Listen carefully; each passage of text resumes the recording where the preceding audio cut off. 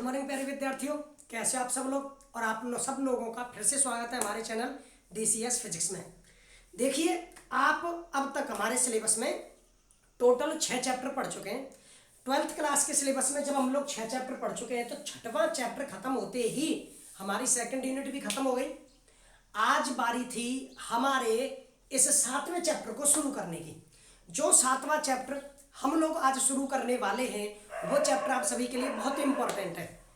क्यों? क्योंकि जो जैसे जैसे हम इस चैप्टर को पढ़ते जाएंगे आपको अपने आसपास के सारे सवालों के जवाब मिल जाएंगे कि ये बहुत सारी घटनाएं जो हमारे आसपास होती हैं वो कैसे होती हैं। देखिए, जैसे आप लोग एक बात अच्छी तरह जानते हो, मैंने कल की वीडियो में लास्ट जो 6वें चैप्टर की लास्ट वीडियो थी इसमें थोड़ा बहुत आप लोगों को बताकर छोड़ा था, तो उसी में अब मैं आगे बढ़ाते हुए अपने सिलेबस को धीरे धीरे शुरू करता हूं कि देखिए, आपको चैप्टर नंबर 1 में कूलम ने बताया कि एक जो स्थिर आवेश होता है वो विद्युत क्षेत्र उत्पन्न करता है। एक स्थिर आवेश क्या उत्पन्न करेगा? विद्युत क्षेत्र। लेकिन फिर आपके फैराडे और एम्पियर दोनों ने बताया कि जो गतिशील आवेश होता है, आपको याद हो मैंने पहले चैप्टर में इसके बारे में थोड़ा बहुत बताया था, उसका एक्सप्लेनेशन अब आएगा कि फैराडे और एम्पियर ने बताया कि जो गतिशील आवेश होता है वो हमेशा विद्युत क्षेत्र के साथ साथ आपका चुंबकीय क्षेत्र भी उत्पन्न करता है।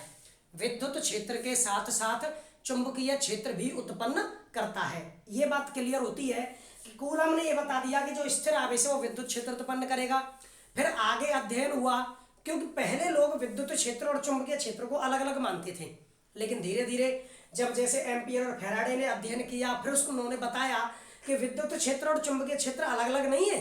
जब कोई आवेश गतिशील होता है, जब कोई आवेश गति करता है तो वो विद्युत क्षेत्र और चुंबकीय क्षेत्र दोनों को उत्पन्न करता है।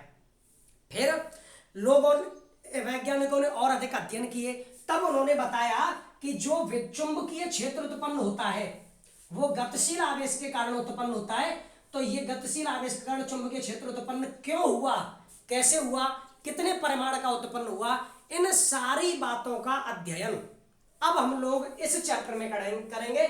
इस चैप्टर का नाम है विद्युत धारा के चुंबकीय प्रभाव। जब भी विद्युत धारा प्रवाहित होती है, आप सब लोग जानते हो, आवेश गति करता है, गतिशील आवेश होता है। जब आवेश गति करेगा तो उसका चुंबकीय प्रभाव भी उत्पन्न होगा, क्योंकि वो विद्युत क्षेत्र के साथ साथ क्या उत्पन्न कर रहा है? चुंबकीय क्षेत्र। अब आप जो गतिशील आवेश की वजह से विद्युत धारा का जो चुंबकीय प्रभाव है, आप रेडियो में इसको फील करते हो। रेडियो में स्पीकर में चुंबक लगी होती है, टेलीविजन है, रेडियो है, पंखे हैं। अब आपका पंखा चलता है, इसमें कॉपर की वायरिंग होती है, उस वायरिंग में धारा प्रवाहित होती है तो इसमें चुंबकत्व उत्पन्न होता है, उसकी वजह से पंखा घूमता है। कूलर की मोटर होती है वो घूमती है, जितनी भी मोटरें हैं वो सब इसी बात पर निर्भर करती हैं। तो ऐसे बहुत सारे उपकरण हैं जिनमें ये प्रक्रम लागू होता है कि जो गतिशील आवेश है उसके कारण विद्युत क्षेत्र के साथ साथ कौन उत्पन्न होगा? चुंबकीय क्षेत्र। विद्युत क्षेत्र के साथ साथ चुंबकीय क्षेत्र उत्पन्न होगा।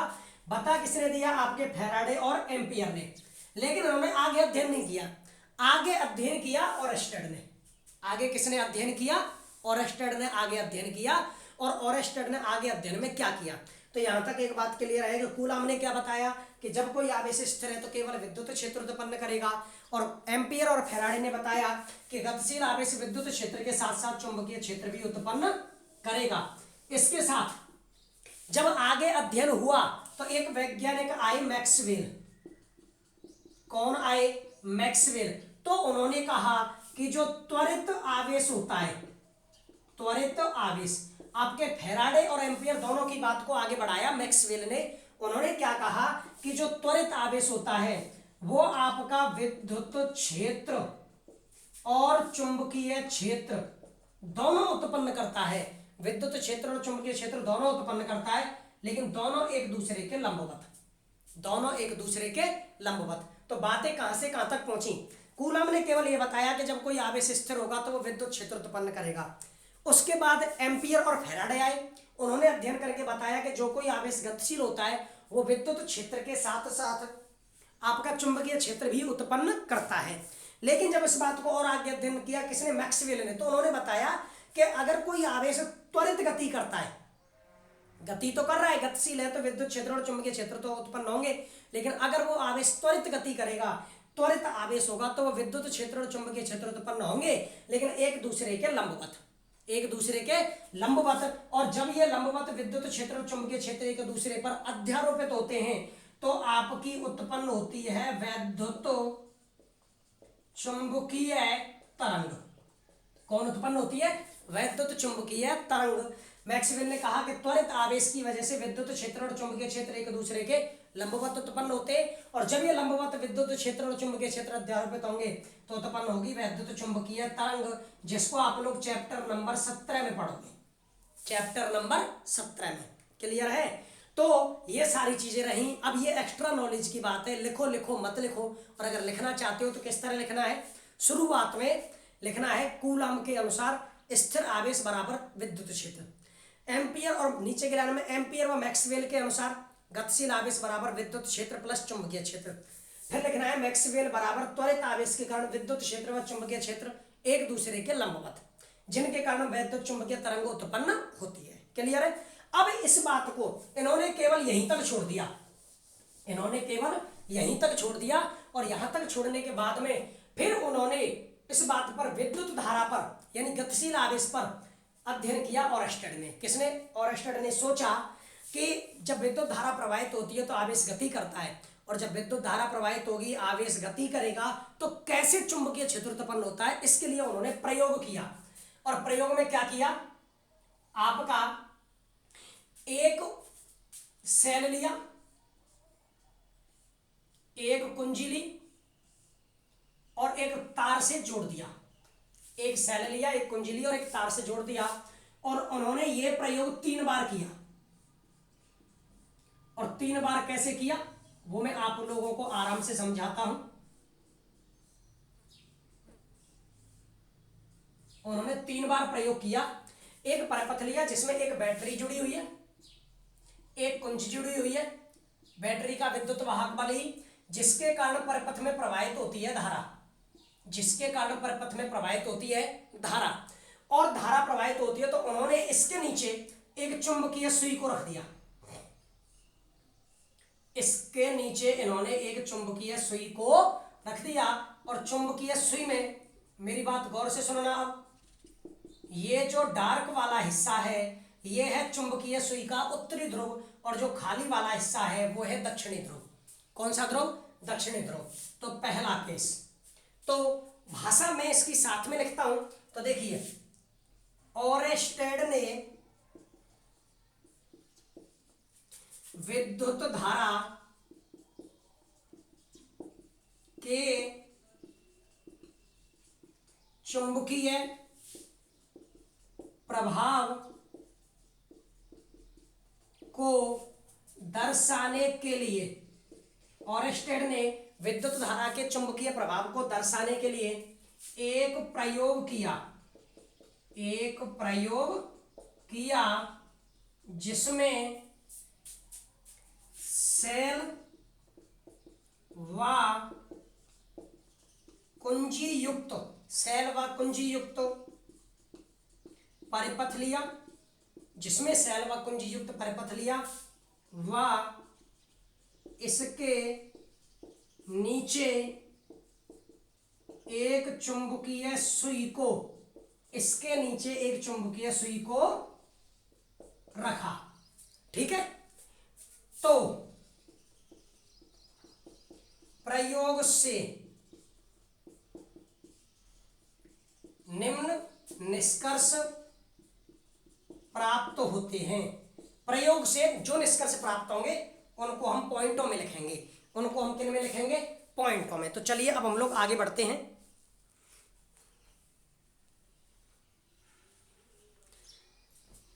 देखिए प्रयोग में क्या, प्रयोग समझाने से पहले शुरू करते हैं। कूलम ने कहा कि स्थिर आवेश के कारण केवल विद्युत क्षेत्र उत्पन्न होता है। अध्ययन किया लोगों ने आगे, और एम्पियर और फैराडे ने बताया कि जब आवेश गति करता है तो उसके द्वारा विद्युत क्षेत्र के साथ साथ चुंबकीय क्षेत्र भी उत्पन्न होता है। फिर अगले अध्ययन करता आए आपके मैक्सवेल, उन्होंने कहा कि अगर आवेश गति कर रहा है लेकिन वो त्वरित गति करे तो त्वरित गति में विद्युत क्षेत्र के साथ साथ चुंबकीय क्षेत्र उत्पन्न होगा, लेकिन एक दूसरे के लंबवत। और जब ये एक दूसरे के लंबवत उत्पन्न होंगे तो उनके अध्यारोपण से एक तरंग का निर्माण होता है, जिसे वैद्युत चुंबकीय तरंग कहते हैं। और इस बात का अध्ययन चैप्टर नंबर 17 में किया जाएगा। अब बात आती है अपने टॉपिक पर। सबसे पहले विद्युत धारा के चुंबकीय प्रभाव को प्रदर्शित करने के लिए ओरस्टेड ने प्रयोग किया। उन्होंने क्या किया? ओरस्टेड ने विद्युत धारा के चुंबकीय प्रभाव को दर्शाने के लिए प्रयोग किया, जिसमें सेल और कुंजी युक्त परिपथ लिया, उसके नीचे एक चुंबकीय सुई को रखा। तो जब तक आपकी कुंजी के ऑफ थी, इस प्रयोग में क्या हुआ, जब तक आपकी कुंजी के ऑफ थी तब तक परिपथ में कोई भी धारा प्रवाहित नहीं हो रही थी, तो चुंबकीय सुई स्थिर थी, चुंबकीय सुई स्थिर थी। लेकिन जैसे ही कुंजी को ऑन किया गया, जैसे ही कुंजी को ऑन किया गया, तो ऑन करते ही आपके परिपथ में क्या प्रवाहित होने लगी? धारा। धारा प्रवाहित होने लगी तो आवेश गति करने लगे, धारा प्रवाहित होने लगी तो आवेश गति करने लगे। और जब आवेश गति करने लगे तो आवेशों के गति करते ही तुरंत ये चुंबकीय सुई अपने स्थान से थोड़ी विक्षेपित हो गई। क्या हुई? अपने स्थान से थोड़ी विक्षेपित। मतलब जब तक इसमें कोई धारा नहीं थी तब तक तो ये चुंबकीय सुई स्थिर थी, लेकिन जैसे ही इसमें आप लोगों ने कुंजी को ऑन करके धारा को प्रवाहित किया, ये चुंबकीय सुई अपने स्थान से थोड़ी सी विक्षेपित हुई, मतलब हिली। अब आप लोग मुझे एक बात बताइए कि चुंबकीय सुई तभी हिल सकती है जब उस पर चुंबकीय क्षेत्र आरोपित हो रहा हो। अगर चुंबकीय क्षेत्र आरोपित नहीं होगा तो चुंबकीय सुई नहीं हिलेगी। अब जैसे ही कुंजी को ऑन किया, चुंबकीय सुई हिल गई। तो इस बात से क्या पता चलता है? जैसे ही कुंजी को ऑन किया, परिपथ में धारा प्रवाहित हुई, धारा प्रवाहित होते ही आवेश गति करने लगे, और आवेश गति करने लगे तो फैराडे और एम्पियर की बात सही साबित हो गई कि यहाँ पर विद्युत क्षेत्र के साथ साथ चुंबकीय क्षेत्र भी उत्पन्न हो गया। और चुंबकीय क्षेत्र उत्पन्न हुआ तो उस चुंबकीय क्षेत्र के कारण चुंबकीय सुई विक्षेपित हो गई, चुंबकीय सुई विक्षेपित हो गई। क्लियर है? अगला निष्कर्ष, प्लस माइनस के और ये ई। फिर उन्होंने क्या किया? विद्युत धारा को प्रवाहित किया आपके वामावर्त दिशा में, सॉरी वामावर्त नहीं, आपकी चुंबकीय सुई ने, हम लोग जो इस पहला परिपथ है उस परिपथ में हम धारा को प्रवाहित करेंगे एंटी क्लॉकवाइज। कैसे प्रवाहित करेंगे? Anti clockwise. जैसे ही इस सेल के द्वारा परिपथ में धारा प्रवाहित हुई एंटी क्लॉकवाइज, तो जो आपकी चुंबकीय सुई है, जो आपकी चुंबकीय सुई है, उस चुंबकीय सुई का उत्तरी ध्रुव, उस चुंबकीय सुई का उत्तरी ध्रुव ऊपर की ओर उठ जाता है, उस चुंबकीय सुई का उत्तरी ध्रुव ऊपर की ओर उठ जाता है, ऐसे।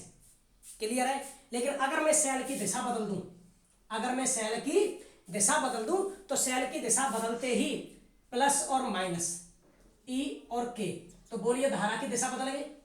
धारा की दिशा, ये धारा कैसी है? क्लॉकवाइज। ये धारा कैसी है? क्लॉकवाइज। तो क्लॉकवाइज धारा जब आप प्रवाहित करते हो तो जो चुंबकीय सुई है, अब आप बताइए कि यहां पर धारा और यहां पर धारा की दिशाएं विपरीत हैं। जब धाराएं की दिशाएं बदली तो चुंबकीय सुई की दिशा भी बदल जाएगी, चुंबकीय सुई की दिशा भी बदल जाएगी। ये उत्तरी ध्रुव और ये दक्षिणी ध्रुव, तब ये चुंबकीय सुई ऐसे घूम जाती है नीचे की ओर। कैसे? नीचे की ओर। तो यहां से हमें दो निष्कर्ष प्राप्त हुए। पहली बात कि जब तक कुंजी ऑफ रहती है, मतलब जब तक परिपथ में कोई धारा प्रवाहित नहीं होती, तब तक चुंबकीय सुई अपनी स्थिति पर यथावत रहती है। लेकिन जैसे ही कुंजी को ऑन करते हैं, परिपथ में धारा प्रवाहित होती है, तो चुंबकीय सुई अपने स्थान से विक्षेपित हो जाती है। क्लियर बात? अब बात यह है दूसरा कि जब धारा एंटी क्लॉकवाइज फ्लो हो रही है, तब तो उत्तरी ध्रुव ऊपर की ओर उठ गया, ठीक है। अच्छा, उसके यानी पश्चिम दिशा में अगर धारा क्लॉकवाइज प्रवाहित हो रही है, यानी मैंने धारा की दिशा बदली, धारा की दिशा बदली, तो आपका जो चुंबकीय सुई है वो फिर पूर्व दिशा की ओर घूम गया। मतलब आपकी चुंबकीय सुई के विक्षेप की दिशा बदल गई। चुंबकीय सुई के विक्षेप की दिशा कब बदलेगी? जब चुंबकीय क्षेत्र की दिशा बदलेगी। किसकी बदलेगी? चुंबकीय क्षेत्र की दिशा। तो इस बात को अच्छी तरह समझिए। पहला निष्कर्ष है कि जब तक कुंजी ऑफ है, परिपथ में धारा नहीं है, कोई भी चुंबकीय क्षेत्र भी नहीं है। और दूसरा निष्कर्ष, जब धारा की दिशा बदलती है, जब धारा की दिशा बदलती है तो चुंबकीय क्षेत्र की दिशा भी बदल जाती है, क्योंकि चुंबकीय सुई की विक्षेपित दिशा भी बदल गई। एक निष्कर्ष हम ये भी लिख सकते हैं कि जैसे जैसे इसमें धारा का मान बढ़ाया जाता है, जैसे जैसे इसमें धारा का मान बढ़ाया जाता है, चुंबकीय सुई में विक्षेप भी बढ़ता है। और जब चुंबकीय सुई में विक्षेप बढ़ेगा, चुंबकीय सुई में क्या बढ़ेगा? विक्षेप। तो इसका मतलब है चुंबकीय क्षेत्र का परिमाण भी बढ़ रहा है। तो देखिए लिखते हैं, सबसे पहले जब तक कुंजी ऑफ रहती है, जब तक कुंजी ऑफ रहती है, अर्थात आपके परिपथ में धारा प्रवाहित नहीं होती, जब तक परिपथ में धारा प्रवाहित नहीं होती, तो आपकी जो चुंबकीय सुई है, चुंबकीय सुई यथावत, चुंबकीय सुई यथावत रहती है, चुंबकीय सुई यथावत रहती है। एवं जब आपके परिपथ में, जब परिपथ में धारा प्रवाहित होती है, जब परिपथ में धारा प्रवाहित होती है, तो जैसे ही परिपथ में धारा प्रवाहित होगी तो चुंबकीय सुई, चुंबकीय सुई विक्षेपित, चुंबकीय सुई विक्षेपित हो जाती है, चुंबकीय सुई विक्षेपित हो जाती है। देखिए प्रयोग क्लियर है और भाषा भी क्लियर है। आप लोगों को इसे यहाँ से और यहाँ तक नोट करना है, तुरंत कीजिए क्योंकि मैं आगे बढ़ रहा हूँ। समझा देता हूँ एक बार हल्का सा कि आपके सबसे पहले कूलम ने ये बताया था कि अगर कोई आवेश स्थिर है, अगर कोई आवेश स्थिर है तो आवेश के स्थिर होने पर परिपथ में कोई भी धारा प्रवाहित नहीं होती है, और जब परिपथ में कोई भी धारा प्रवाहित नहीं होगी तो उसमें केवल विद्युत क्षेत्र उत्पन्न होगा। लेकिन जब आवेश गति करेगा तो धारा प्रवाहित होगी, तो उस चालक तार के चारों ओर एक चुंबकीय क्षेत्र उत्पन्न हो जाएगा विद्युत क्षेत्र के साथ साथ। ठीक है, हाई टेंशन लाइन के नजदीक जाने पर, बहुत ही ज्यादा नजदीक जाने पर एक आदमी को वो हाई टेंशन लाइन खींच लेती है, वो उस चुंबकीय क्षेत्र के कारण खींचती है, क्योंकि वहां पर विद्युत क्षेत्र के साथ साथ, क्योंकि विद्युत धारा बहुत अधिक मान की होती है, तो वहां पर एक उच्च प्रबलता का चुंबकीय क्षेत्र भी उत्पन्न होता है।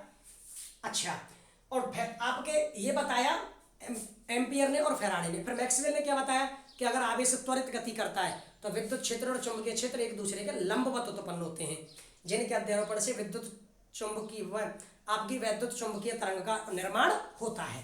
क्लियर? ऑरेस्टर ने प्रयोग किया, एक परिपथ लिया, उसमें धारा प्रवाहित की और इसके नीचे चुंबकीय सुई को रख दिया। तो उन्होंने क्या देखा, जब तक धारा प्रवाहित नहीं होती तब तक चुंबकीय सुई विक्षेपित नहीं होती। जैसे ही धारा प्रवाहित होगी चुंबकीय सुई में विक्षेप उत्पन्न हो जाएगा। ठीक है, जैसे जैसे धारा की प्रबलता बढ़ेगी, जैसे जैसे धारा बढ़ेगी चुंबकीय सुई में विक्षेप भी बढ़ेगा। ठीक है, और जैसे ही धारा की दिशा पलट दी जाएगी, धारा की दिशा को बदल दिया जाएगा, तो चुंबकीय सुई में विक्षेप विपरीत दिशा में होता है, चुंबकीय सुई में विक्षेप विपरीत दिशा में होता है।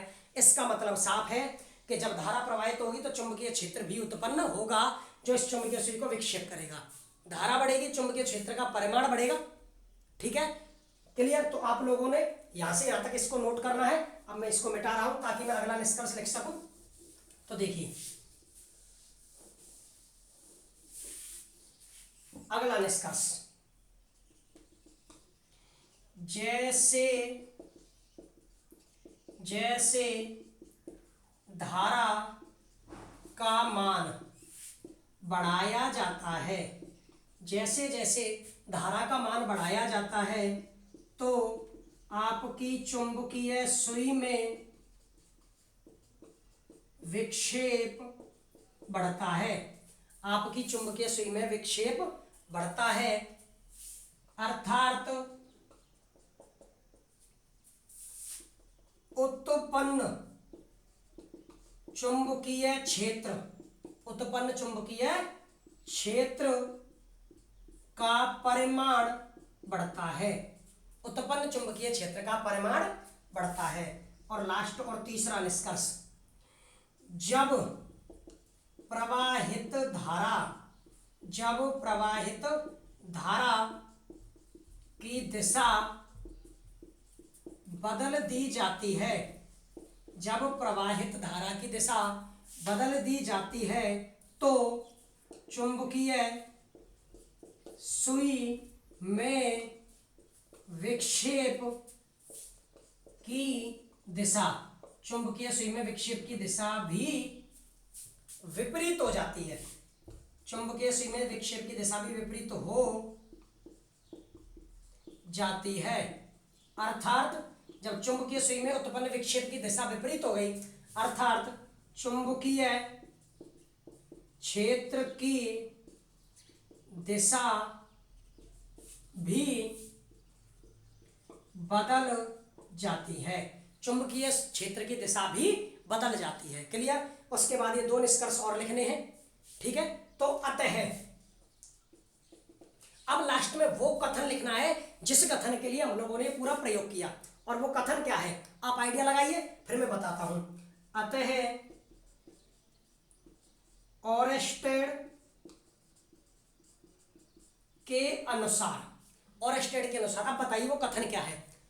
ओरेस्टेड के पूरे प्रयोगों के निष्कर्ष के बाद एक ही कथन निकलता है कि जब भी किसी चालक तार में धारा प्रवाहित की जाती है या आपका आवेश गति करता है, जब भी किसी चालक तार में आवेश गति करता है या धारा प्रवाहित की जाती है, उस चालक तार के चारों ओर एक चुंबकीय क्षेत्र उत्पन्न हो जाता है, उस चालक तार के चारों ओर एक चुंबकीय क्षेत्र उत्पन्न हो जाता है। Is that clear? तो लिखते हैं, जब किसी चालक तार में, जब किसी चालक तार में आपकी धारा प्रवाहित होती है, धारा प्रवाहित होती है, अर्थात आपका जो आवेश है वो आवेश गति करता है, तो आवेश गति करता है तो आपके उस तार के चारों ओर, आपके उस तार के चारों ओर विद्युत क्षेत्र के साथ साथ, विद्युत क्षेत्र के साथ साथ चुंबकीय क्षेत्र भी उत्पन्न होता है, विद्युत क्षेत्र के साथ साथ चुंबकीय क्षेत्र भी उत्पन्न होता है। इसे क्या कहते हैं? इसे कहते हैं विद्युत धारा का चुंबकीय प्रभाव, इसे कहते हैं विद्युत धारा का चुंबकीय प्रभाव कहते हैं। क्लियर है? तो ये था ओरेस्टेड का प्रयोग, जिसमें उन्होंने केवल इतना बताया कि धारा प्रवाहित होने पर चुंबकीय क्षेत्र उत्पन्न होगा। अब हम जब आगे पढ़ेंगे कल की क्लास में, यहाँ से आपके कई सारे कन्फ्यूजन क्लियर हो जाते हैं। पंखा घूमा तो इसकी वजह से, पंखे का घूमना, रेडियो का चलना, टीवी का चलना, सब इस कारण से संभव है। अब हम लोग आगे बढ़ते हैं, तो हम लोग कल की क्लास में पढ़ेंगे बच्चों चुंबकीय क्षेत्र, और उसी में ये भी बताएंगे कि ये जो चुंबकीय क्षेत्र उत्पन्न हुआ है उसकी दिशा क्या है। देखिए हम लोग पढ़ेंगे सिस्टम से। सबसे पहले हम लोगों ने ये पता किया कि धारा की वजह से चुंबकीय क्षेत्र उत्पन्न हो रहा है, फिर अगली क्लास में हम पता करेंगे कितना चुंबकीय क्षेत्र उत्पन्न हो रहा है, यानी उसके लिए फॉर्मूला। फिर ये तो पता करेंगे कि चुंबकीय क्षेत्र की दिशा क्या होगी, ठीक है। फिर आगे पढ़ेंगे वो चुंबकीय क्षेत्र किस किस अवस्था में कितना कितना लगता है, तार में क्या है, किस में क्या है, वगैरह वगैरह। तो इन सारी चीज़ों को ध्यान से देखने के लिए आप लोग कल की क्लास का इंतजार कीजिए। तब तक इसको पढ़िए, समझिए, रिवीजन कीजिए, और हमारे चैनल को जितना ज़्यादा हो सके उतना ज़्यादा शेयर कीजिए। ठीक है बच्चों, धन्यवाद।